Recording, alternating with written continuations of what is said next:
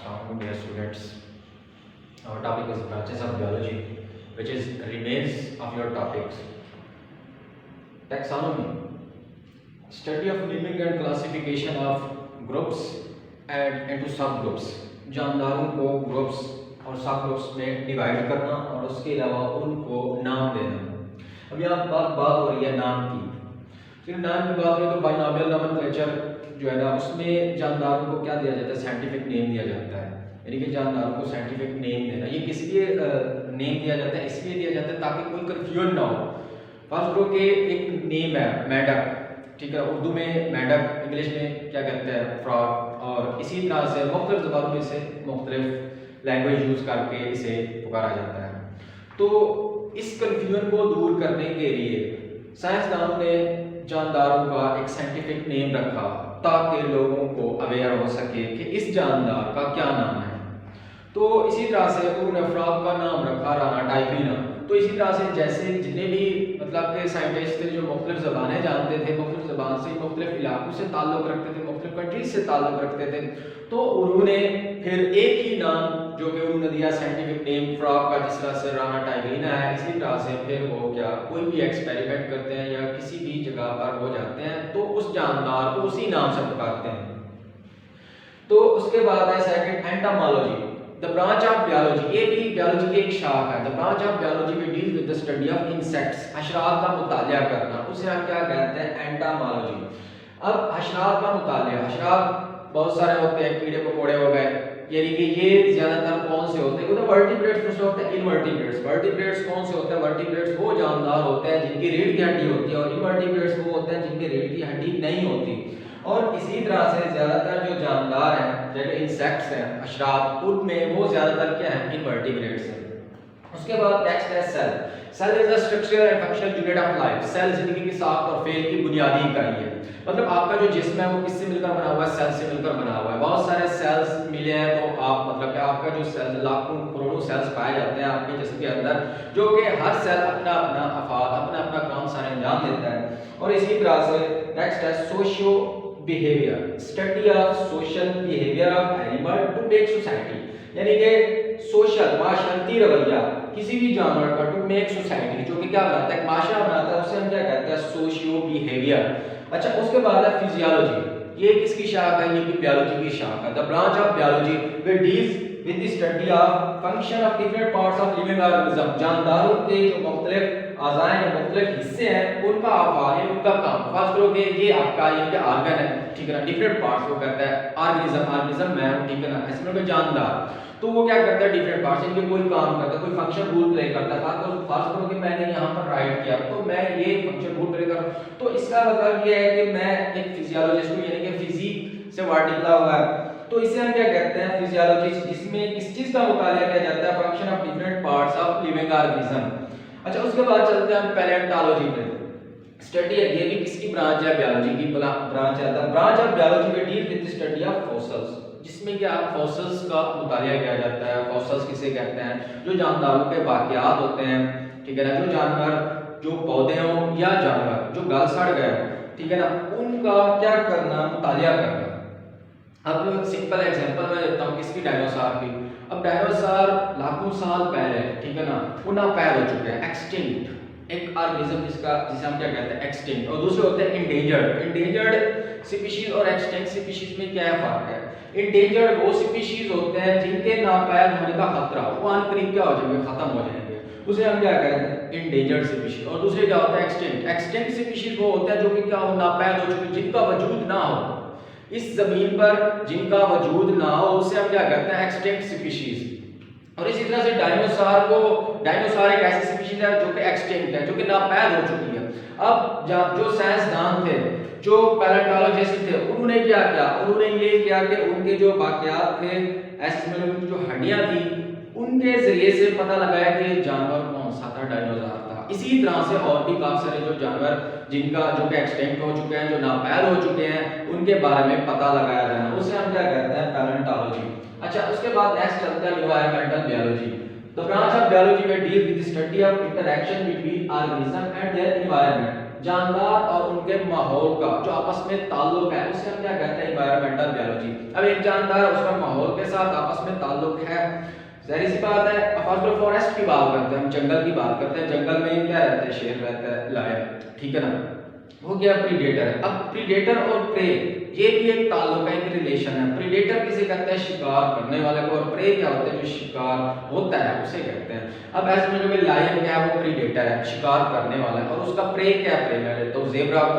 अब ये माहौल में रहता है। अब एक जानदार का दूसरे जानदार का आपस में क्या है, एक रिलेशन है, और उसके अलावा फर्ज करोगे उसका बेजान के साथ माहौल में जानदार चीजें भी हैं और बेजान चीजें भी हैं, दोनों के साथ उसका जो रिलेशन है, जो ताल्लुक है, उसे हम क्या कहते हैं, एनवायरमेंटल बायोलॉजी। उसके बाद नेक्स्ट है socio biology, the branch of biology that deals with the study of social behaviour of animal that live society. The study of social behaviour, जो कि हम पहले ही रिपीट कर चुके हैं, इस डेफिनेशन को हम पहले ही पढ़ चुके हैं, सोशियो बायोलॉजी। अच्छा, उसके बाद नेक्स्ट है immunology, the branch of biology that deals with the study of immune system of animal which defend the body against invaded microbes. यानी कि इम्यून सिस्टम, कुव्वत मुदाफियत की बात कर रहा है। कुव्वत मुदाफियत का मुतालिक किसके, जानवर का, जो कि क्या करते हैं, डिफेंड करते हैं किसी भी दूसरे ऑर्गेनिज्म को, माइक्रोब्स को, उसे हम क्या कहते हैं, इम्यूनोलॉजी। यानी कि किसी जानदार के अंदर कितनी कुव्वत मुदाफियत है उस चीज का मुतालिया करना हम क्या करते हैं, इम्यूनोलॉजी। ये भी किसकी ब्रांच है, ये भी बायोलॉजी की ब्रांच है। अच्छा, तो उसके बाद हम नेक्स्ट चलते हैं इसके ऊपर, levels of organisation. Levels of organisation, तंजीम के दर्जाजात। उसमें फर्स्ट ऑफ ऑल आता है sub atomic and atomic level. Sub atomic कौन से होते हैं, जो छोटे पार्टिकल होते हैं उसे हम क्या कहते हैं, सब एटॉमिक। एक होता है atom. Atom is equal to all types of matter that made up of elements. All types of matter, तमाम किस्म के मैटर की बात कर रहा है।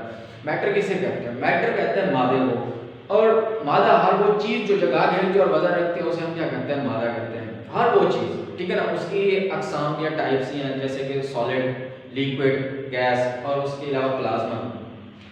अच्छा, all types of matter that made up of elements and each element contain a single kind of atom, और हर एलिमेंट एक ही किस्म के एटम पर मुश्तमिल होता है। अच्छा, आउट ऑफ इसे हम क्या कहते हैं, एटॉमिक।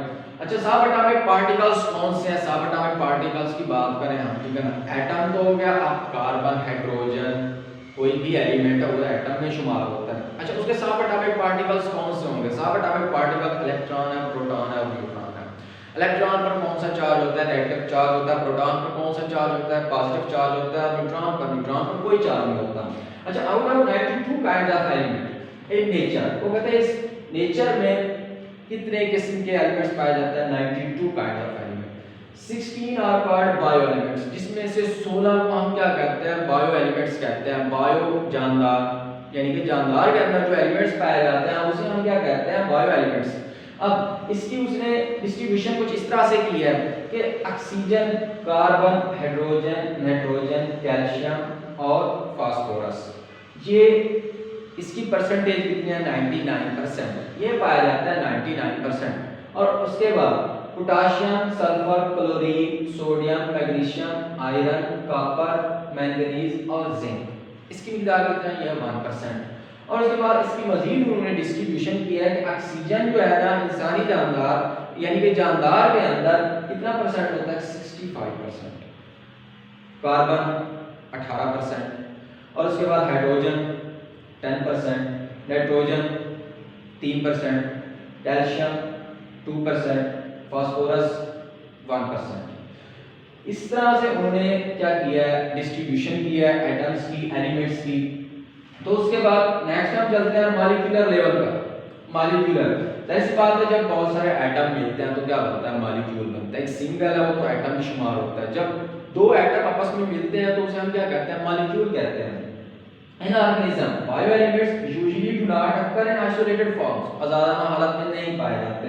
दे कंबाइन थ्रू आयोनिक और कोवलेंट बॉन्ड, वो मिले होते हैं, जिसकी वजह से आयोनिक बॉन्ड की वजह से या फिर कोवलेंट बॉन्ड की वजह से। अगर हम आयनिक बॉन्ड की बात करें, आयनिक बॉन्ड में होता क्या, आयनिक बॉन्ड में इलेक्ट्रॉन शेयरिंग एंड रिसीविंग, मतलब शेयरिंग, म्यूचुअल शेयरिंग। अब एक एटम जो है ना वो क्या कर रहा है, इलेक्ट्रॉन ले रहा है, और दूसरा एटम क्या है, इलेक्ट्रॉन दे रहा है, मतलब लेना और देना। इसको हम क्या कहते हैं, आयनिक बॉन्ड। और अगर मैं इसके एग्जांपल दूं आयरन बॉन्ड की, तो आयरन बॉन्ड में ये सोडियम क्लोराइड हो, ये आयरन बॉन्ड कर रहा है। अब ये देखो सोडियम का एटॉमिक नंबर कितना है 11, और क्लोरीन की बात करें हम, क्लोरीन का एटॉमिक नंबर कितना है 17। अच्छा, तो इसका 11 2, अब इसकी मैं इलेक्ट्रॉनिक कॉन्फ़िगरेशन करता हूं, पहले शेल में 2, दूसरे में 8 और आखिरी शेल में 1 इलेक्ट्रॉन होता है। और उसके बाद क्लोरीन की अगर हम बात करें, पहले शेल में 2, दूसरे में 8 और तीसरे में कितने इलेक्ट्रॉन होते हैं 7 इलेक्ट्रॉन होते हैं। कोई भी एलिमेंट हो तो क्या करता है, अपने आप को स्टेबल करने की कोशिश करता है। तो स्टेबल कब होता है, जब उसका ऑक्टा पूरा होता है, ऑक्टा कहते हैं 8 को। अब इसे एक इलेक्ट्रॉन की जरूरत है, तो क्या हो जाएगा, स्टेबल हो जाएगा। अब जैसे इसे एक इलेक्ट्रॉन की जरूरत है, ये 7 है तो एक 8 बन जाएगा, और एक इलेक्ट्रॉन अब यहाँ से चला गया। अब ये इलेक्ट्रॉन क्या कर रहा है, ले रहा है, ठीक है ना, ये इलेक्ट्रॉन ले रहा है और ये इलेक्ट्रॉन दे रहा है, ठीक है ना, टेकिंग एंड गिविंग, लेना और देना। इसको हम इस तरह के जो बॉन्ड जो आपस में बनाते हैं उसको हम कौन सा बॉन्ड कहते हैं, आयनिक बॉन्ड कहते हैं। और इसी तरह से दूसरी बात करते हैं किसकी, कोवलेंट बॉन्ड की। Covalent bond mutual sharing of electron, mutual sharing of electron, उसे हम क्या कहते हैं, कोवलेंट बॉन्ड कहते हैं। इस तरह से HCl, ये म्यूचुअल शेयरिंग करते हैं हाइड्रोजन और क्लोरीन। इसके आखिरी शेल में 1 इलेक्ट्रॉन पाया जाता है, और क्लोरीन का आपको पता है इसके आखिरी शेल में 7 इलेक्ट्रॉन, इसे एक की जरूरत होती है, उसे भी। हाइड्रोजन सबसे हल्का एलिमेंट है, इसने अपने आप को स्टेबल करने, ये अपने आप को स्टेबल करने के लिए इसे 1 इलेक्ट्रॉन की जरूरत होती है, यानी कि 2, इसका आपका 2 से पूरा होता है। तो अब इसका जो 1 इलेक्ट्रॉन है वो क्लोरीन के जो 7 इलेक्ट्रॉन ये आपस में क्या कर रहे हैं, म्यूचुअल शेयरिंग करते हैं। इस तरह से ये अपने आप को स्टेबल करते हैं, इस तरह से ये एक बॉन्ड बनाते हैं जिसे हम क्या कहते हैं, कोवलेंट बॉन्ड। वो भी यही कह रहा है कि मॉलिक्यूल जो है ना आपस में जो मिले होते हैं, या आयोनिक बॉन्ड के जरिए से मिले होते हैं या कोवलेंट बॉन्ड के जरिए से मिले होते हैं। अब मॉलिक्यूल की क्या टाइप्स हैं, 2 टाइप्स हैं, एक तो कहते हैं माइक्रो मॉलिक्यूल, दूसरे होता है मैक्रो मॉलिक्यूल। माइक्रो मॉलिक्यूल कौन से होते हैं, और लो मॉलिक्यूलर वेट, जिनका क्या होता है, वेट कम होता है, उसे हम क्या कहते हैं, माइक्रो मॉलिक्यूल। एक वर्ड होता है माइक्रो, माइक्रो का मतलब होता है छोटा, और दूसरा होता है मैक्रो, मैक्रो का मतलब होता है बड़ा। तो माइक्रो मॉलिक्यूल्स क्या होते हैं, लो मॉलिक्यूलर वेट होते हैं। इसकी एग्जांपल अगर हमने तो ग्लूकोज हो गया C6H12O6, और इसी तरह से क्या होगा, वाटर, पानी। और इसी तरह से सेकंड है मैक्रो मॉलिक्यूल्स और हाई मॉलिक्यूलर वेट। अब इसके एग्जांपल क्या है, स्टार्च और प्रोटीन, ये क्या है, मैक्रो मॉलिक्यूल्स। इंशाल्लाह हम अगले नेक्स्ट टॉपिक में इसे मजीद डिस्क्राइब करेंगे। तो